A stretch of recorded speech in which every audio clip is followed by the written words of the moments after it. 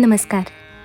प्राध्यापक डॉक्टर सुरेश मेणे लिखित मनाचे श्लोक अध्यात्माची पाऊलवाट या पुस्तकाचे क्रमशः वाचन. आजचा भाग.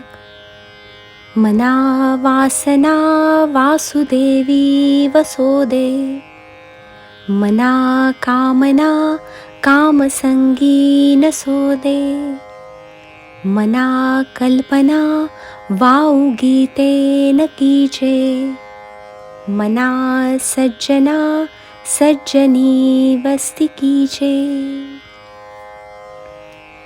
या श्लोकामध्ये समर्थ मनाला मना सज्जना असे संबोधत आहेत. ते मनाला सांगतायत की तू काय केले पाहिजेस व काय टाळले पाहिजेस. समर्थ सांगतात, मना वासना वासुदेवी वसोदे. माणसाच्या मनात वासना इच्छा राहतात. आत्तापर्यंत समर्थांनी आपल्याला उपदेश केला की तू वासनांचा त्याग कर, त्या पूर्णपणे टाकून मन निर्मळ कर. परंतु त्यांना माहीत आहे की वासना पूर्णपणे टाकून देणे प्रापंचिक माणसाला शक्य नाही. यासाठी ते म्हणतात की तुझ्या मनात वासना येऊ दे, तुझी इच्छा असू दे, तुझे मन वासुदेवावर केंद्रित झाले पाहिजे. आपला एकच ध्यास असला पाहिजे की जेणेकरून मला भगवंत कसा मिळेल. माझे सारे प्रयत्न वासुदेवाच्या प्राप्तीसाठी असले पाहिजेत व एकच इच्छा मनात असली पाहिजे, ती म्हणजे भगवंत प्राप्तीची. बाकी साऱ्या इच्छा ह्या भगवंतामध्ये विलीन केल्या पाहिजेत. एकदा का त्या भगवंतावर सोपवल्या म्हणजे त्या आपल्या राहणार नाहीत, त्या भगवंताच्या होतील व त्यातून येणारे कर्मबंधन तोच टाळेल. म्हणून समर्थ म्हणतात, मना वासना वासुदेवी वसोदे. पुढच्या चरणात समर्थ सांगतात, मना कामना कामसंगी नसोदे.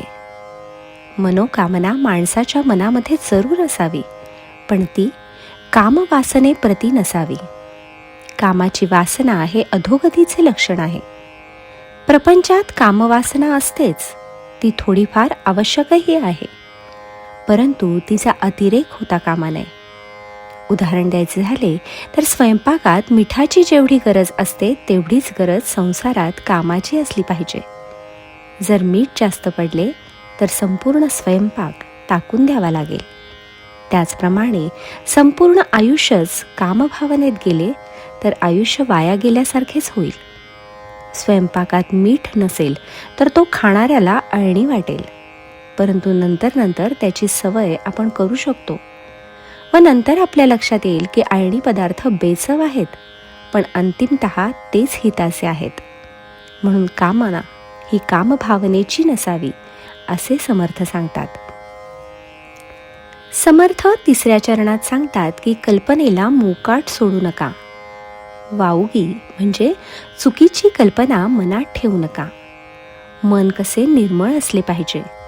मनात जर चुकीच्या कल्पनांनी ठाण मांडले असेल तर ते भलतीकडेच बहकत जाईल व माणूस ऐहिक सुखाकडे आकृष्ट होईल. तो मनोराज्य पाहिल, त्यातून त्याची ऐहिक सुखाची भावना वाढीस लागेल. म्हणून मन स्वच्छ असले पाहिजे.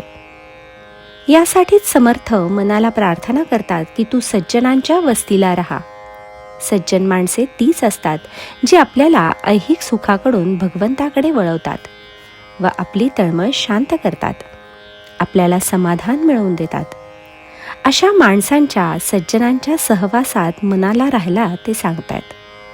त्यामुळे चुकून मन बहकले तरी संत माणसे ते ताळ्यावर आणतील, आपल्याला मोक्षाचा मार्ग दाखवतील. म्हणून मनाने नेहमीच संत संगतीत राहावे असे समर्थ सांगतात. जय जय रघुवीर समर्थ.